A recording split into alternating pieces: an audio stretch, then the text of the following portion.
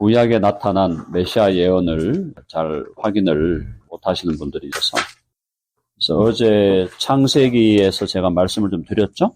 창세기에 말씀을 드렸고, 예수님의 태어나심과 삶과 십자가와 부활과 이런 것들에 대해서 다 구체적으로 다 예언이 되어 있어요. 직접적인 예언과 직접적인 약속들은 좀 더 우리가 구체적으로 좀 살펴봐야 되고, 간접적인 예언이나 약속 혹은 상징과 예표, 그림자, 이것은 지난번에 제가 한번 말씀을 드렸죠. 우리 그림자다. 창세기 우리가 했으니까 창세기에도 사실 지금 다 한 게 아니에요. 이게 지금 구체적인 메시아 예언에 대해서 제가 좀 말씀을 드렸고, 만약에 상징과 예표로 들어가면은 사실은 뭐 창세기에도 지금 아직 다뤄야 될 게 굉장히 많아요. 사실은. 왜냐하면 아담부터가 예수님의 예표잖아요. 아담이 예수님의 예표라니까. 아담을 볼 때 예수님을 봐야 돼요. 또 구약을 그냥 아담 사건으로만 읽으면 그것은 진짜 1차원적으로만 읽는 거죠. 1차원적으로. 아담의 사건이 예수님과 연결되어 있다. 이렇게 읽어줘야, 그죠? 그게 성경을 입체적으로 보는 거다. 그래서 오늘은 이제 상징 예표는 다음에 하기로 하고, 직접적인 예언으로 가면은, 자, 시편 22편으로 한번 가보죠. 구약에 시편 22편에 1절부터 한번 보십시다.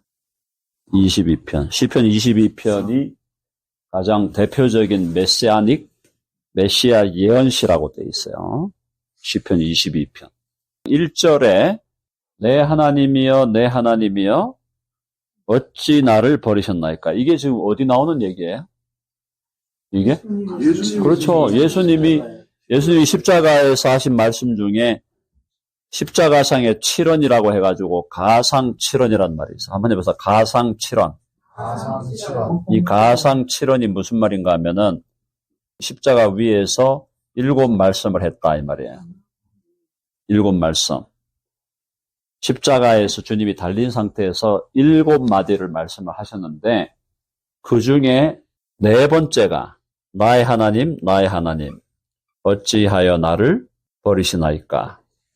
이걸 뭐라고 하셨냐? 아람 말로, 예수님이 쓰셨던 말이 아람 말이야. 아람. 히브리어의 방언이에요. 히브리어로 볼 때는 우리나라 제주도 말쯤 되는 말이에요. 아람어라는 말이. 서로 다 이해는 할 수 있지만 약간 다른 느낌.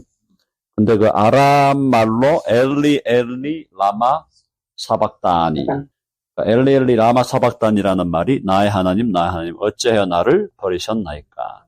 근데 그게 어디 나온다고 지금? 여기 지금? 원래는 시편의 22편에 나오는 거. 시편 22편 1절이 그러니까 이게 좀 다윗의 시거든요. 다윗의 시인데 다윗이 시편 22편을 다윗이 썼는데, 지금 이 다윗이 시편 22편을 이걸 노래할 때, 이제 그, 본헤퍼라는 독일의 신학자가 있었어요. 본헤퍼라고. 독일의 본헤퍼라는 신학자는 어떤 신학자냐면은, 나치의, 히틀러의 나치즘에 대해서 저항한 신학자인데, 본헤퍼가 이 시편을 해석하면서 뭐라 그랬냐면은, 시편 22편이 다윗이 지어서 다윗이 노래한 거지만 사실은 다윗의 영혼 속에 예수님이 들어가서 예수님이 그 시를 지으신 거다. 혹은 이 시편의 기도를, 이걸 우리가 22편을 다윗의 기도라고 한다면 겉으로 볼 때는 다윗의 기도지만 실제로는 예수님의 기도다. 이렇게 얘기했어요. 본헤퍼가. 저는 저는 동의하는 편입니다. 맞다. 이게 무슨 말인가 하면 다윗이 시편의 22편 이걸 할 때 자기 상황에서 하는 거예요. 자기 상황. 자기가 너무 힘드니까 힘든 상황에서 이 노래를 했는데, 실제로 하나님은 다윗의 그 힘든 상황을 통해서 다윗에게서 이 노래, 이 기도가 나오게 했는데, 이게 결국은 사실은 예수님께 연결되는 거였다. 그래서 과거의 다윗이 미래의 예수님과 연결된다. 그렇게 볼 수도 있고, 아니면 영원하신 예수께서 다윗 안으로 들어와서 다윗의 입술을 통하여 기도하시고 그분이 시간 세계에 오셔서 그걸 이루셨다. 이렇게 해도 사실은 큰 문제가 없다. 결국 하고 싶은 얘기는 뭐냐? 시편 22편의 1절이 메시아에 대한 강력한 예언인 거예요. 아시겠죠? 자, 그 다음에 22편의 6절과 7절. 이게 그대로 일어났어요. 이게 예수님이 십자가에 못 박힐 때 밑에 있던 사람들이 예수님을 다 조롱하는 거예요. 네가 하나님의 아들이면 내려와라. 네가 뭐 다른 사람을 구원했다 하는데 네 스스로를 구원해봐라. 막 이렇게 막 하는 그 광경이 여기 나오는 대로 그대로 이루어지는 거예요. 비웃음을 당하고 머리를 막 흔들고 여호와께 의탁하니 구원하실걸? 야, 하나님이 너를 구원할 것 같으면 지금 내려와봐라. 그를 기뻐하시니 건지실걸? 이렇게 예수님에 대해서 막 비난하는 모습이 시편 22편에도 나와는 이 모습이 실제로 예수님의 십자가 상황에서 그대로 이루어졌다라는 겁니다. 무슨 말인지 아시겠죠? 22장 16, 17, 18은 개들이 나를 애워쌌어요. 이 개라는 건 이방인들이거든요.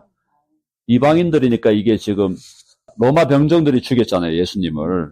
예수님의 입장에서, 유대인들의 입장에서 이탈리아인은 개들이에요, 개들. 나를 애워쌌으며 악한 무리가 나를 둘러 내 수족을 찔렀다. 손과 발에 목박힘을 받았죠. 그 다음에 내가 내 모든 뼈를 셀 수 있을 정도다. 물과 피가 다 빠졌잖아요.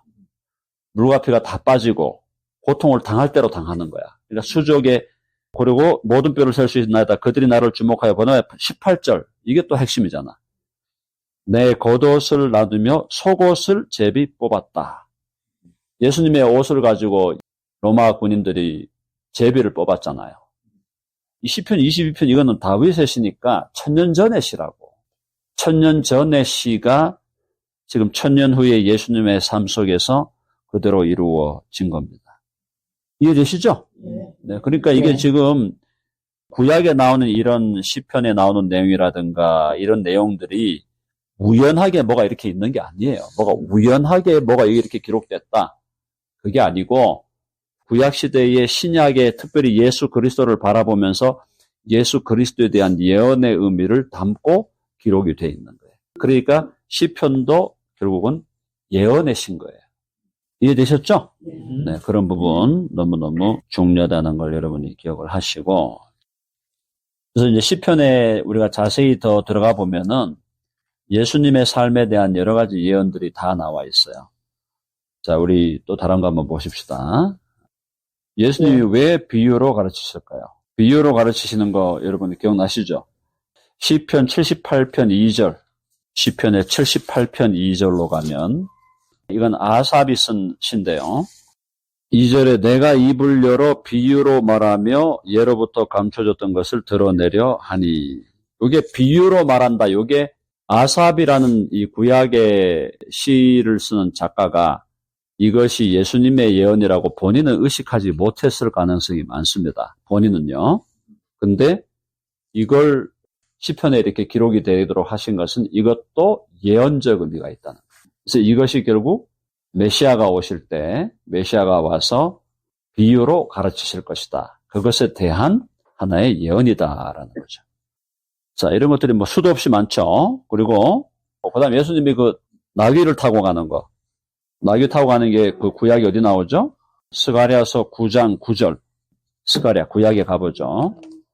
스가랴 9장 9절에 나오는 이 구약의 예언이, 자, 시온이라는 게 다 이스라엘을 얘기하는 거잖아. 시온, 이스라엘, 예루살렘. 근데 시온에 따라 크게 기뻐할지어다. 예루살렘에 따라 즐거이 부를지어다. 보라, 네 왕, 이스라엘의 왕이 오는 거죠. 이스라엘 왕이 누구야? 이게 메시아란 말이에요. 메시아이신 그리스도의 이스라엘의 왕이 내게 임하는데 그는 공의롭고 구원을 베풀며 겸손하다. 겸손하다는 거 예수님 말씀하셨죠? 그렇죠? 나는 수고하고 무거운 짐진 자들아 다 내게로 오라. 한번 해봅시다. 수고하고 무거운 짐진 자들아 다 내게로 오라. 내가 너희를 쉬게 하리라. 그 다음에 내 마음은 온유하고 겸손하니. 자, 그러니까 여러분들이 여기서 딱 한 가지 이해하실 거면요. 예수님은 구약을 다 외우고 계셨거든요. 구약을 다 외우고 계신 상태에서 예수님은 구약이 예언한 메시아로 오셨기 때문에 예수님이 모든 일거수일투족이 다 구약에 예언된 대로 이루어졌다는 얘기죠. 예수님의 삶이 말이죠. 그게 웃기는 거잖아요. 예수님이 정말 유대인의 왕으로 이스라엘의 왕으로 오려면은 나귀 새끼를 타면 안 돼요. 그 맥락에서 지금 구약을 모르는 맥락에서 지금 메시아다 그러고 이스라엘의 왕이라고 하는 그 사람이 예루살렘으로 들어오는데 나귀 새끼를 타고 오는 거야. 그건 굉장히 웃기는 일이에요. 얼마나 웃겼겠어. 한번 생각해 보세요. 아니 지금 그 시대 준말을 타고 로마 군인들이 타고 다니는 말은 키도 얼마나 커요. 말 크기가 막 이런 데다가 막 그걸 타고 가도 지금 뭐 될까 말까인데 콜트야 콜트. 영어로 번역을 콜트로 했다고 콜트. 이 COLT라는 이건 뭐냐면 동키보다도 더 작은 애야. 동키 새끼야. 그러니까 이걸 타고 새끼를 타고 이러고 가고 있는 거야. 이러고 이게 뭐 하는 짓이에요? 근데 어쨌든 그때 그 상황이 그런 상황인데 그때 호사나, 호세나, 호산나 우리를 구원하 호산나라는 게 여호와여 우리를 구원하소서 그런 말인데 호세나 하면서 막 이렇게 했단 말이야. 팜 선데이. 그죠? 팜을 막 이렇게 하면서. 근데 그게 스가랴 9장 9절에 나온 예언대로 된 거다. 예언대로. 여러분 아멘 하시죠? 그러니까 예수님의 모든 것들이 다 예언되어 있다라는 걸 여러분이 기억하셔야 돼요. 예언된 대로 된다. 예언이 이루어진 거야. 성취된 거예요. 맞죠? 이루어지고 성취된 것이다. 자, 그 다음에 시편 41편 9절. 시편 41편 9절. 내가 신뢰하여 내 떡을 나눠 먹던 예수님이 신뢰하면서 떡을 나눠 먹던 나의 가까운 친구, 이게 누구냐? 가룟 유다예요. 주다스 이스카리엇. 그 친구도 나를 대적하여 그의 발꿈치를 들었나이다. 요한복음 13장 21절에 예수께서 이 말씀을 하시고 심령이 괴로워 증언하여 이르시되 내가 진실로 너희에게 이르노니 너희 중 하나가 나를 팔리라. 근데 이 파는 존재가 바로 누구냐? 가룟 유다인데 이 가룟 유다에 대한 예언이 시편 41편 9절이고 사실은 시편 41편 9절이 성경에서 이루어졌다고 하는 말이 요한복음 13장 18절이다 이 말이에요. 요한복음 13장 18절로 갑니다. 요한복음 13장 18절. 내 떡을 먹는 자가 내게 발꿈치를 들었다 한 성경을 응하게 하려는 것이다. 응하게 한다는 게 이게 fulfill 한다. fulfill. 구약에 나오는 예언이 신약에서 이루어진다. 성취된다. 이 말입니다.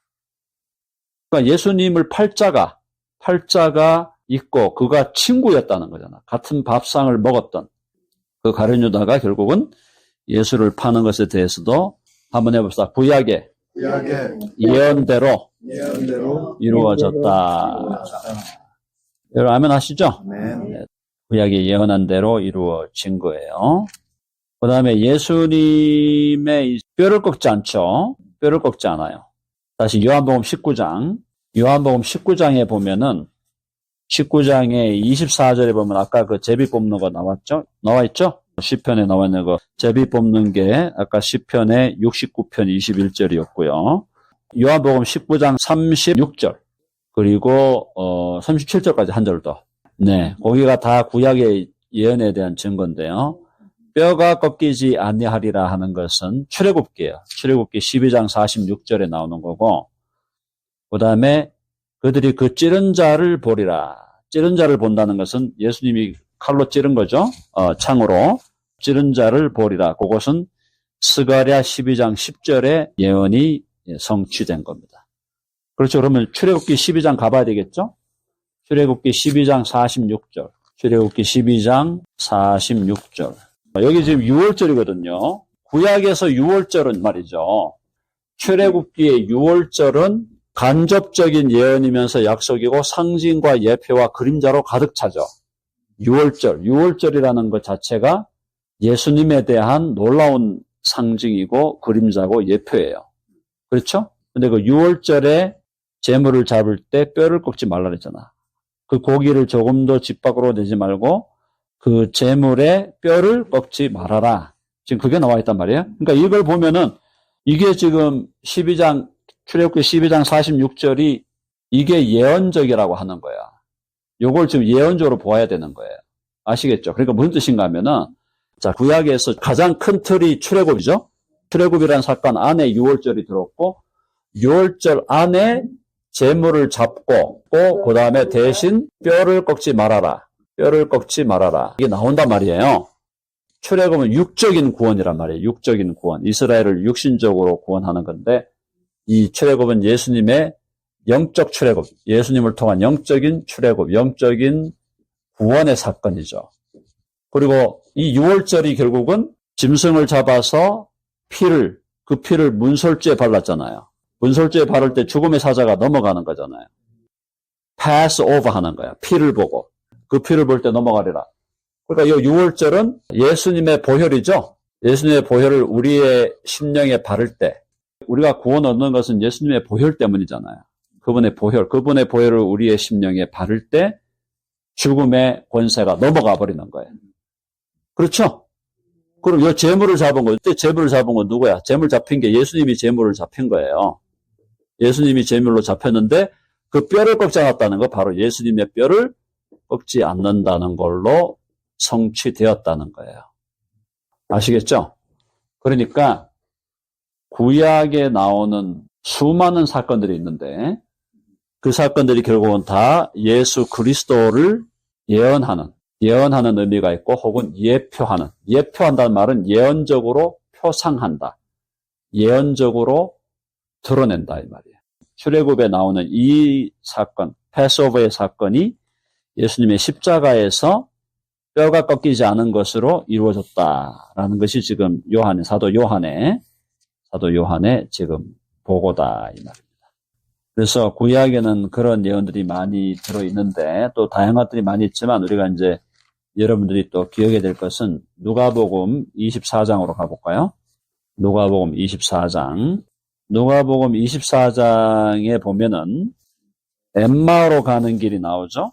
엠마오로 가는 가는 길에 제자들하고 예수님이 대화를 하는데 24장 25절 6절 이게 굉장한 말씀이에요. 그러니까 지금 엠마오로 가는 제자들이 예수님의 12제자는 아니었고 우리가 추측컨대 예수님의 12제자 바로 옆에 따라다니던 사람이 70인의 또 제자가 있어요. 70명의 제자 중에 이 사람들이었을 거야. 두 사람인데 이 사람들이 가면서 이제 예수님을 메시아로 자기들은 기대를 했는데 메시아로 기대했다는 것은 이 사람이 와서 이스라엘 나라를 로마로부터 해방시킬 거를 기대했는데 십자가에서 무참하게 죽어버렸잖아요. 그러니까 이때 이 사람들이 실망을 해가지고 이제 그냥 자기들 고향으로 내려가고 있는 거야. 내려가고 있는데 이때 부활하신 예수님이 이들을 만났는데도 이 사람들이 예수님을 못 알아봤잖아요. 못 알아보면서 그런데 이제 그때 예수님이 하신 말씀이야. 미련하고 선지자들이 말한 모든 것을 마음에 더디 믿는 자들이요. 그리스도가 이런 고난을 받고 이런 고난 받는 거 어디 나와요? 이사야 53장. 그죠? 이사야 53장에 고난에 대한 얘기가 나오죠. 예수님의 고난에 대한 얘기가 나와. 그리스도가 이런 고난을 받고 자기의 영광에 들어가야 할 것이 아니냐. 제3일에 부활하죠. 고난은 이사야서 53장. 부활은 구약에 나오는 부활 예언을 정확하게 이해하셔야 돼요. 구약에 나오는 부활 예언이 어디에 나오느냐 하면은 가장 대표적인 게 이제 요나가 고래 뱃속에 얼마 동안 있었어요? 3일 동안 있었다. 그래서 3일에 대한 얘기를 예수님이 부활에 대해서 얘기했죠. 부활에 대해서 요나의 표적밖에는 내가 보여줄 표적이 없다. 그 요나의 표적이 뭐에 대한 표적이에요? 예수님에 대한 표적이었죠. 그렇죠? 예수님에 대한 표적이었다. 호세아서 6장 2절 한번 봅시다. 호세아 6장 2절. 그 얘기는 약간 우리에 대한 얘기니까 예수님에 대한 직접적인 얘기가 아니지 않냐 이렇게 얘기할 수도 있는데 여기서 우리라는 것이 이스라엘이거든요. 이스라엘이라는 국가 민족, 이스라엘이라고 하는 국가 민족 이것이 단체적으로 예수님에 대한 하나의 그림자예요. 예표예요. 이스라엘이. 그래서 우리가 살리라 하는 것은 그것은 장차 예수님이 부활하실 것이다 라는 것을 예언해 주는 내용이다. 이렇게 보면 되겠고 3일에 대한 거요. 그 다음에 요나의 뱃속에 그 고래 뱃속에 큰 물고기 뱃속에 3일을 있다가 다시 나온 것도 부활이고 그 다음에 3일이라는 얘기는 안 나오지만 사건적으로 부활에 대한 예표적 사건이 뭐냐면은 아브라함이 이삭을 바치는 거예요. 그렇죠? 자, 아브라함이 이삭을 바칠 때 어떤 일이 일어났어요? 이삭이 다 죽은 거지 뭐. 그죠? 칼을 잡아서 좀 쳐 죽이잖아, 지금. 아브라함이 이삭을 잡아갖고 죽이려고 하는 이 찰나에 멈춰라. 칼을 거둬라. 그걸 이제 바울이 나중에 설명하면서 아브라함은 이삭을 하나님이 죽이더라도 다시 살려낼 줄 알았다. 부활의 신앙을 가지고 이삭을 잡으려고 했는데 하나님께서 이삭을 다시 살려냈다. 그건 뭐냐? 죽은 자 가운데 도로 받은 것이다. 그죠? 해볼까요? 죽은 자 가운데서 도로 받은 것이다. 아브라함이 이삭을 바치는 그 사건이 사실은 예수 그리스도의 십자가와 플러스 부활의 사건으로 그것을 보여주는 예언적인 사건으로 봐야 된다. 그 다음에 또 부활이 있어요. 무덤에서 썩음을 당치 아니하리라. 무덤에서 썩음을 당치 아니하리라. 사도행전 13장 35절. 13장 35절. 주의 거룩한 자로 시편에 이르렀으되, 거기 어디냐면은 시편 16편 10절이에요. 시편 16편 10절에 보면은 주의 거룩한 자로 썩음을 당하지 않게 하시리라. 이게 뭐야? 무덤에 장사되긴 장사되지만 썩음을 당하지 않는다. 부활한다 이 말이에요. 이는 주께서 내 영혼을 수월에 버리지 아니하시며 주의 거룩한 자를 멸망시키지 않는다. 이걸 멸망시키지 않는 걸로 번역하지 말고 썩지 않는 걸로 번역해야 돼. 썩지 않는다는 거를 사도행전에서 지금 얘기하고 있잖아요. 그렇죠? 바울이 한 얘기. 그래서 시편에 이르렀으되, 사도행전 13장 35절에 또 다른 시편에 이르렀으되 주의 거룩한 자로 썩음을 당하지 않게 하시리라 하셨다. 이게 부활의 예언이 바로 이루어진 것이다라고 바울은 그걸 설명하고 있어요. 부활 예언이 이루어졌다. 아시겠죠? 그리고 그의 묘가 부자와 같이 된다. 예수님의 묘가 부자와 같이 된다. 그게 이제 아리마대 요셉이죠? 요한복음 19장 38절로 42절. 이사야 53장으로 한번 가봅시다. 이사야 53장. 너무나 유명한 구절이니까 우리가 예수님의 고난에 대해서 이사야 53장. 네, 여기 지금 53장 1절로 3절에 보면은 예수님이 미남형은 아니었어요. 꽃미남 스타일은 아니었다. 4절로 6절. 무덤이 악인들과 함께 있었다는 건 뭐냐면 예수님이 그 강도들 사이에서 같이 십자가에 못 박히시는 걸 얘기하는 겁니다. 강도들 사이에서 죽은 거죠. 그러니까 강도들과 함께 죽었고 그가 죽은 후에 부자와 함께 있었다. 그래서 부자와 같이 됐다는 얘기는 뭐냐면 결국 예수님이 무덤에 아리마대 요셉은 그때 거부였거든요. 아주 거부의 무덤에 장사되었다. 죽기는 악인들과 함께 죽으시고 강도들 사이에서 그 얘기를 지금 53장 9절에서 하고 있는 거예요. 예수님이 고난당하는 거는 예수님이 당신의 죄 때문에 고난당한 게 아니다 이 말이에요. 우리들의 죄를 위해서 당신의 백성, 창세전부터 예정하여 선택하신 그 백성들의 죄를 위한 죽음이었다. 그래서 예수님이 마치 십자가를 지기까지 빌라도 앞에 서 있거나 대제사장들 앞에 서서 심판당하는 모습이 도수장으로 끌려가는 양이 털 깎는 자 앞에서 잠잠하게 있는 것처럼 그렇게 계셨다. 그러니까 지금 이 시편의 53편 이거 전체가 전부 다 예수님의 십자가 고난을 우리들에게 보여주는 거예요.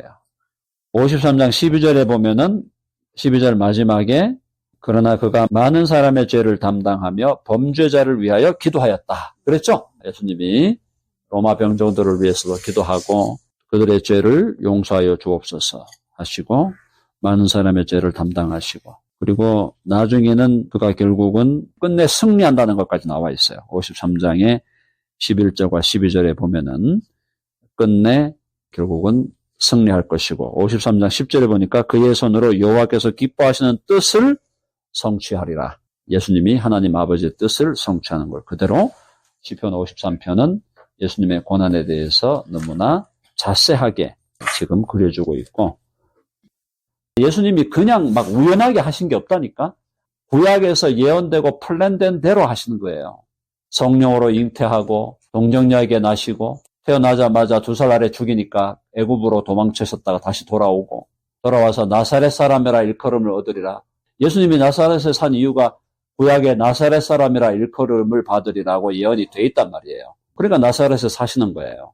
그렇죠? 그리고 나서 예수님이 비유로 가르치시고 또 죄인들과 함께 먹고 그리고 예수님이 복음을 전파하고 병자들을 치유하고 다 이게 구약에 다 예언돼 있다니까. 그리고 죽으실 때 어떻게 죽으실 거고 십자가에 달려 죽을 거고 뼈가 꺾이지 않을 거고 그의 옷을 가지고 병정들이 제비를 뽑을 거고 십자가에 달린 그를 보고 수많은 사람들이 예수님을 막 조롱할 거고 거기서 나의 하나님 어찌하여 나를 버리시나이까 그 소리를 그 cry out을 할 거고 그리고 나중에 죽었는데 묘실을 부자가 만들어 놓은 묘실에 묻힐 거고 근데 묻혔는데 썩음을 당하지 않고 다시 부활할 거고 놀라운 얘기죠.